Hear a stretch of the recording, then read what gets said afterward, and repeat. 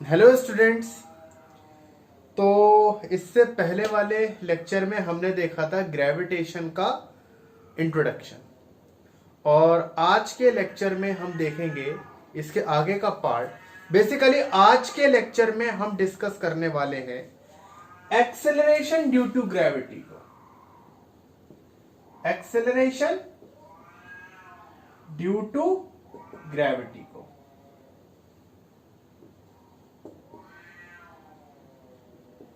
Acceleration due to gravity को मैं पहले आपको बता दूं कि आपके सिलेबस में इसका कुछ खास पोर्शन डिस्कस नहीं किया है, लेकिन आपके एंट्रेंस के सिलेबस में ये अच्छा खासा पोर्शन आपसे पूछा जाता है एक्सेलरेशन ड्यू टू ग्रेविटी से।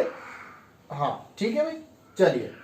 तो एक्सेलरेशन ड्यू टू ग्रेविटी, जिसको हम स्मॉल जी से भी डिनोट करते हैं, स्मॉल जी, ठीक है भाई। तो आखिर एक्सेलरेशन ड्यू टू ग्रेविटी होता क्या है? तो एक्सेलरेशन ड्यू टू ग्रेविटी इसके नाम से ही पता लगता है, मतलब वो एक्सेलरेशन जो कि अर्थ प्रोवाइड करती है, वो एक्सेलरेशन जो कि अर्थ प्रोवाइड करती है। एक तो वो नॉर्मल एक्सेलरेशन होता है जो कि हम लेते हैं। सपोज करो कि आप बाइक पे जा रहे हो, तो आप बाइक को क्या करते हो, आप बाइक को एक्सेलरेट, मतलब आप बाइक को एक्सेलरेट करते हो, तो वो एक्सेलरेशन आपने दिया। अब क्या है कि किसी चीज को अर्थ अपनी तरफ अट्रैक्ट करती है, तो जब अब जाहिर सी बात है, फोर्स कौन लगा रहा है? अर्थ लगा रही है ना। अब जब अर्थ किसी चीज को अपनी तरफ अट्रैक्ट कर रही है, तो जो बॉडी नीचे आएगी, तो वो भी तो, उसका भी तो कुछ एक्सेलरेशन होगा ना।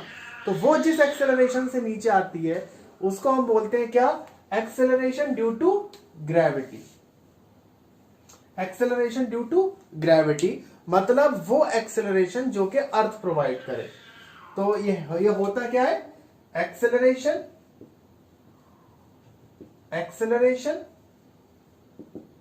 Provided by the earth. Acceleration provided by the earth. आ रही बात समझ में? ठीक है। अब देखो जरा, हम इसकी वैल्यू निकाल के देखते हैं कि इसकी वैल्यू हमारी कितनी है। वैसे तो वैल्यू आपको मतलब पता है कि कितनी होती है एक्सेलरेशन ड्यू टू ग्रेविटी की। अर्थ के लिए सबको पता है कि एक्सेलरेशन ड्यू टू ग्रेविटी की वैल्यू होती है 9.8 मीटर पर सेकेंड स्क्वायर, अर्थ के लिए। ठीक है भाई, हाँ ये बात सबको पता है। मून के लिए भी पता होगी कि इसकी बाई 6 कर दो तो वो मून की आ जाएगी। लेकिन इसमें हमें आज कुछ और इंपॉर्टेंट बातें जाननी है, और वो क्या है? देखो भाई, सबसे पहले तो हम एक चीज देखते हैं कि ये मानो अर्थ है हमारी, ये मानो अर्थ है, और इसका मास मैं मान लेता हूं कैपिटल एम। ये हमारी अर्थ है और इसका मास मैं मान लेता हूं कैपिटल एम। अब इस यहां पर एक कोई छोटा सा ऑब्जेक्ट ले लेते हैं जिसका मास मैं मतलब मानता हूं स्मॉल एम। ठीक है भाई, आ गई बात समझ में? ये हमारा प्लैनेट है जिसका मास मैंने माना है कैपिटल एम, और ये मेरा कोई ऑब्जेक्ट है जिसका मैं मास लूंगा स्मॉल एम। अब यहां पर क्या है कि ये मास अर्थ की तरफ अट्रैक्ट हो रहा है। अब हमने पिछले टर्न पे पढ़ा था कि दो बॉडीज, दो मासेस के बीच में लगने वाला फोर्स हमारा क्या होता है। तो ये हमने पिछले टर्न पे इसका फॉर्मूला पढ़ा था, F equals to G m1 m2 by R square. ठीक है भाई, आर स्क्वायर। अब मैं ये मानता हूं कि ये जो है, ये जो मास है, ये अर्थ के सरफेस पे ही रखा हुआ है, मतलब अप्रोक्सीमेटली इतना ही डिस्टेंस है। तो भाई यहां पे जो डिस्टेंस हुआ वो अर्थ के रेडियस के बराबर हुआ कि नहीं हुआ? तो यहां पे जो डिस्टेंस हुआ वो अर्थ के रेडियस के बराबर हुआ कि नहीं हुआ? यहां पर ठीक है, अर्थ की सरफेस पे रखा हुआ है, अर्थ से अट्रैक्ट कर रही है। ठीक है, तो अब इनके बीच में, अब इन दोनों मासेस के बीच में जरा मैं फोर्स लगाता हूं, निकालता हूं कि कितना बैठता है। तो फोर्स मेरा जब मैं निकालूंगा F इजिकल्स टू जी, इसका m1 क्या है भाई? Mass of planet. अच्छा, m2 क्या है? Mass of object by R square. अब इसके बीच का डिस्टेंस मैंने माना क्या कि भाई अप्रोक्सीमेटली इक्वल टू क्या है, आर है। अब आप कहोगे कि भाई एक बात बताओ कि आप ये आर डिस्टेंस क्यों ले रहे हो, आप क्यों मानते हो कि बॉडी बिल्कुल हम यहीं पर ही लेंगे। तो भाई यहाँ पे अगर आप नहीं मानते तो फिर एक काम करो कि मैं यहाँ पे ऐसा क्यों कर रहा हूं कि सपोज करो कि बॉडी मैंने मान लिया कि एच हाइट ऊपर है, एच हाइट ऊपर है। अब एच हाइट कितना है, एच हाइट ज्यादा नहीं है, 1 किलोमीटर और 2 किलोमीटर है, ठीक है भाई। हाँ, ज्यादा हम हैवी कैलकुलेशंस में नहीं जाते हैं। तो एक बात बताओ कि इसके हाइट के कंपैरिजन में तो रेडियस बहुत ज्यादा बड़ा हो गया ना। तो अगर मैं यहां से यहां तक डिस्टेंस लूंगा तो वो आर प्लस एच आएगा। भाई आपकी बात मैं मान लेता हूं, अगर मैं यहां से यहां तक डिस्टेंस लूंगा तो आर प्लस एच आएगा कि नहीं आएगा, आर प्लस एच का स्क्वायर आएगा।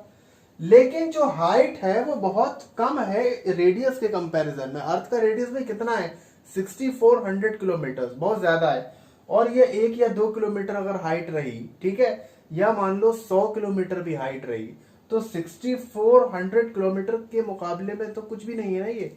तो इसीलिए मैं इस फैक्टर को इग्नोर कर देता हूं। इसीलिए मैं यहाँ पे डिस्टेंस सिर्फ क्या लेके चलता हूं, आर लेके चलता हूं। इसीलिए बस मैंने माना था कि मान लो कि बॉडी आपकी यहाँ पे रखी हुई है, ठीक है भाई। तो भाई यहां पर इन दोनों ऑब्जेक्ट के बीच में फोर्स मेरा इतना आया, ये फोर्स मेरा इतना आया।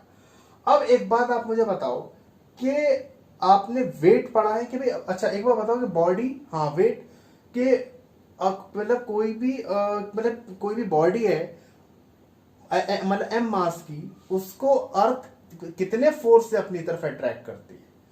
तो भाई हम जानते हैं कि फोर्स बराबर होता है, हमने सेकंड लॉ से पढ़ा है, F equals to M A. Force बराबर होता है F equals to M A. M क्या होता है, मास ऑफ द बॉडी और एक्सेलरेशन ऑफ द बॉडी। अब यहाँ पे एक्सेलरेशन कौन प्रोवाइड कर रहा है, अर्थ प्रोवाइड कर रही है। तो F equals to M G हो गया कि नहीं हो गया, F equals to M G हो गया कि नहीं हो गया। तो भाई फोर्स को मैं किसके बराबर रख दूं, एम जी के बराबर रख दूं कि भाई अर्थ इसको इतने फोर्स से अपनी तरफ खींच रही है। तो F यहां पर किसके बराबर हो गया, mg के बराबर हो गया।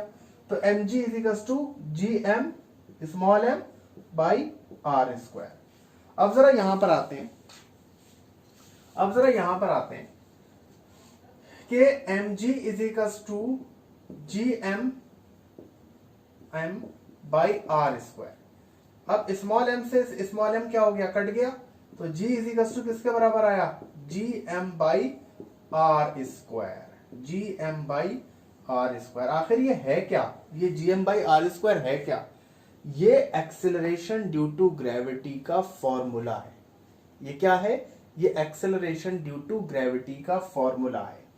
आप इस फॉर्मूले को यूज करके किसी भी प्लैनेट की एक्सेलरेशन ड्यू टू ग्रेविटी निकाल सकते हो, ठीक है भाई। इसको नोट डाउन करो,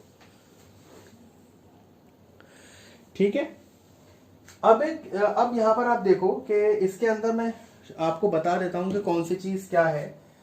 भाई स्मॉल जी को तो आप जानते हो क्या है भाई, acceleration due to gravity, acceleration due to gravity. Capital G क्या है, ग्रेविटेशनल कांस्टेंट, ग्रेविटेशनल कांस्टेंट। और आर क्या है, radius of planet, radius of planet, ठीक है भाई। ये चीजें हैं। अब मान लो मुझे अर्थ की एक्सेलरेशन ड्यू टू ग्रेविटी निकालनी है, मुझे अर्थ की एक्सेलरेशन ड्यू टू ग्रेविटी निकालनी है। तो मैं क्या करूंगा, एक्सेलरेशन ड्यू टू ग्रेविटी मुझे अर्थ की निकालनी है, तो मैं क्या करूंगा भाई, मैं यहां पर एक्सेलरेशन ड्यू टू ग्रेविटी का फॉर्मूला क्या होता है, G M by R square. अब यहां पर क्या है कि जी की तो आपको वैल्यू पता है, 6.64 into 10 to the power -11। Mass of earth कितना होता है, 6 into 10 to the power 24 kg। और रेडियस ऑफ अर्थ आपको पता है 6400 किलोमीटर। तो 6400 इंटू 10 टू द पावर 3 का स्क्वायर। आप इसको सॉल्व कर लो तो ये अप्रोक्सीमेटली इक्वल 9.8 मीटर पर सेकंड स्क्वायर ही आ जाएगा, ठीक है भाई। आप किसी भी प्लैनेट का मास और उसका रेडियस पुट करके आप यहां पर उसकी एक्सेलरेशन ड्यू टू ग्रेविटी निकाल सकते हो। मैं अभी यहां पर जुपिटर का मास रख दूं, जुपिटर का रेडियस रख दूं, तो मुझे acceleration due to gravity Jupiter की मिल जाएगी। ठीक है भाई। अब देखो ये फॉर्मूला इंपॉर्टेंट क्यों है एंट्रेंस के, अगर हम देखें पॉइंट ऑफ व्यू से, तो ये फॉर्मूला इंपॉर्टेंट क्यों है हमारे लिए? ये फॉर्मूला इंपॉर्टेंट इसलिए है क्योंकि यहां पर ये बात पता लग रही है कि एक्सेलरेशन ड्यू टू ग्रेविटी आखिर किस चीज पर डिपेंड कर रही है। हाँ, ये सवाल एंट्रेंस में जरूर पूछा जाता है। तो 9.8 मीटर पर सेकंड स्क्वायर ये अर्थ की एक्सेलरेशन ड्यू टू ग्रेविटी, ये बात तो सबको पता है। लेकिन भाई एंट्रेंस में सवाल इस चीज से नहीं आएगा। एंट्रेंस में आपसे पूछेगा एक्सेलरेशन ड्यू टू ग्रेविटी आखिर किस चीज के ऊपर डिपेंड करती है, ये बात आप मुझे बताओ। तो भाई आप देखो किस चीज के ऊपर आपकी डिपेंड कर रही है। ठीक है भाई, मास पे डिपेंड कर रही है और रेडियस के स्क्वायर पे डिपेंड कर रही है। ठीक है भाई। अब देखो इसी तरीके से सवाल आपसे क्या पूछे जाते हैं, क्वेश्चन आपसे क्या पूछे जाते हैं? क्वेश्चन आपसे पूछे जाते हैं कि अगर मान लो कि अर्थ का रेडियस हम डबल करते हैं। ठीक है, एक क्वेश्चन आप लोग लिख लो, अगर आप, हाँ, if the radius of earth gets doubled, ठीक है, if the radius of earth gets doubled, ठीक है, then its acceleration due to gravity becomes, ठीक है भाई। तो अगर अर्थ का रेडियस डबल कर दिया जाए, अगर अर्थ का रेडियस डबल कर दिया जाए तो उसकी एक्सेलरेशन ड्यू टू ग्रेविटी कितनी हो जाएगी? ठीक है भाई। तो यहां पर सीधी सी बात है कि अभी अर्थ की एक्सेलरेशन ड्यू टू ग्रेविटी भाई कितनी है इस फॉर्मूले के लिहाज से, G = gm/r²। ठीक है, तो हम यहां से जानते हैं कि G is inversely proportional to r²। ठीक है, अब आपने क्या करा, रेडियस को आपने डबल कर दिया। ठीक है, तो r' आपने रेडियस को कर दिया, r' आपने रेडियस को कर दिया 1/r' का स्क्वायर। अब नई एक्सेलरेशन ड्यू टू ग्रेविटी क्या हो गई? G'। बिल्कुल आप लोग इस तरीके से रिलेशन आप डेवलप करना सीखो, तभी सवाल हो पाएगा आपसे। ये this is equation number 1 and this is equation number 2। मैं इक्वेशन नंबर 2 को इक्वेशन नंबर 1 से डिवाइड कर दूं तो क्या आएगा? G' G is equals to 1/r' का स्क्वायर 1/r का स्क्वायर। तो G' मेरा कितना आया? ये मेरा आया r का स्क्वायर बाई r' का स्क्वायर, इतना ही तो आया। अब r' और r में रिलेशन क्या है? जो नया वाला x, जो हमारा नया वाला रेडियस है, वो पुराने वाले का क्या किया गया है? डबल किया गया, पुराने वाले का डबल किया गया है। ठीक है भाई। तो अब मैं यहां पर क्या करूंगा, यहाँ पे r' की जगह मैं 2r पुट करने जा रहा हूं। ठीक है भाई। तो यहां पर G' is equals to r² और r' की जगह मैंने 2r रख दिया, 2r का होल स्क्वायर। तो G' is equals to r² by 4r², r² से r² कैंसिल, तो G' क्या हो गया? G' हो गया G/4।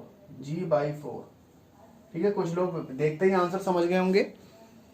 ठीक है, तो जो नई एक्सेलरेशन ड्यू टू ग्रेविटी है वो पुराने वाले की बाई 4 हो जाएगी। ठीक है भाई।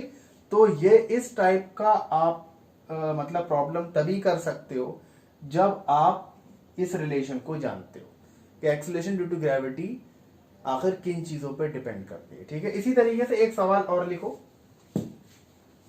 इसी तरीके से एक सवाल और लिखो आप कि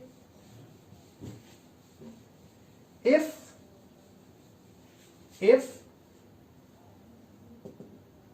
mass of planet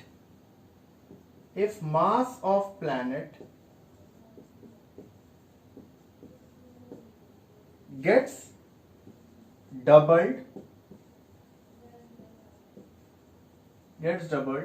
and its radius becomes half, मतलब प्लैनेट का मास डबल हो गया, रेडियस को हाफ कर दिया गया। Then find its new acceleration due to gravity, find its new acceleration due to gravity. तो नई एक्सेलरेशन ड्यू टू ग्रेविटी भाई क्या होगी इसकी? ठीक है, तो यहां पर अब देखो कि g जो है वो बराबर होता है gm बाई आर स्क्वायर के। आप एक बार तो चाहो तो इस वीडियो को पॉज करके खुद से ट्राई कर सकते हो। अब यहां पर हमें पता है कि एक्सेलरेशन ड्यू टू ग्रेविटी मास के डायरेक्टली प्रोपोर्शनल है और रेडियस के इनवर्सली प्रोपोर्शनल है। तो नई वाली एक्सेलरेशन ड्यू टू ग्रेविटी हम g डैश लेते हैं और g डैश में हम g का वो मास लेते हैं m डैश और रेडियस लेते हैं r डैश स्क्वायर। अब g डैश को g से मतलब डिवाइड करते हैं तो हमारे पास क्या रिलेशन आएगा? हमारे पास आएगा m dash by m multiplied by r square by r dash का स्क्वायर। यही तो आएगा, इसमें आ रहा है कि नहीं आ रहा? हाँ, यही आएगा। ठीक है भाई, अब आप इसके अंदर देखो कि हमारा जो मास है m डैश है वो m का कितना है? 2 टाइम्स है। m का कितना है? 2 टाइम्स है। तो g dash by g, m dash की जगह क्या रख दो? 2m। अच्छा, r स्क्वायर, रेडियस क्या हो गया? हाफ हो गया है। तो r डैश और r में क्या रिलेशन है?